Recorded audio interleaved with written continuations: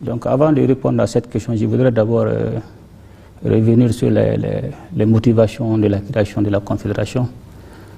C'est lorsque certains pays africains ont décidé d'agresser le pays frère du Niger, et c'est en ce moment que nous avons décidé d'apporter notre soutien de fraternité et surtout militaire pour vraiment défendre l'intégrité et la souveraineté du pays frère du Niger.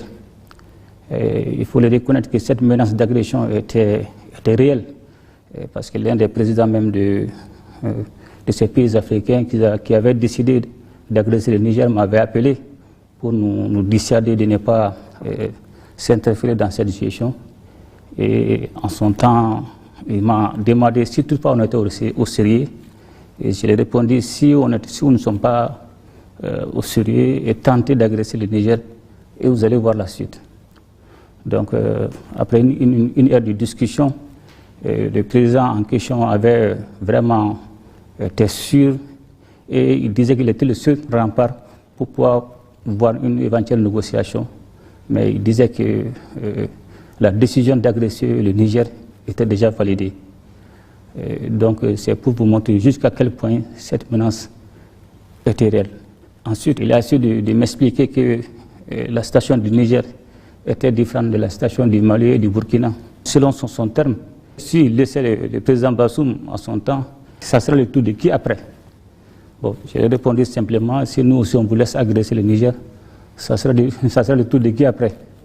Donc c'était de bonne guerre. Donc finalement, je pense qu'il est revenu à la raison quand il a vu qu'on était réellement décidé à défendre le Niger. Donc c'est pour vous dire que cette menace était réelle et pour vraiment formaliser notre union, donner un caractère juridique légitime à notre union pour défendre le Niger, nous avons décidé et signé à l'unanimité et de façon simultanée la charte de Liptako-Gourma pour instituer l'Alliance des États du Sahel. Et dans cette charte de Liptako-Gourma, à son article stipule la mise en place d'une défense collective et d'assistance mutuelle entre les États membres. Aussi, dans son article 4, vise à combattre les groupes armés terroristes sous toutes ses formes, la criminalité transfrontalière et surtout le banditisme.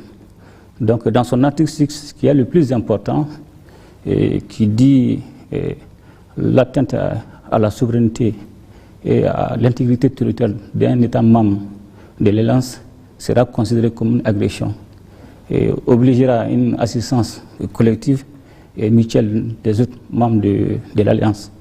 Donc je pense qu'aujourd'hui c'est une réalité et je pense que c'est ça qui est la garantie de cette confédération.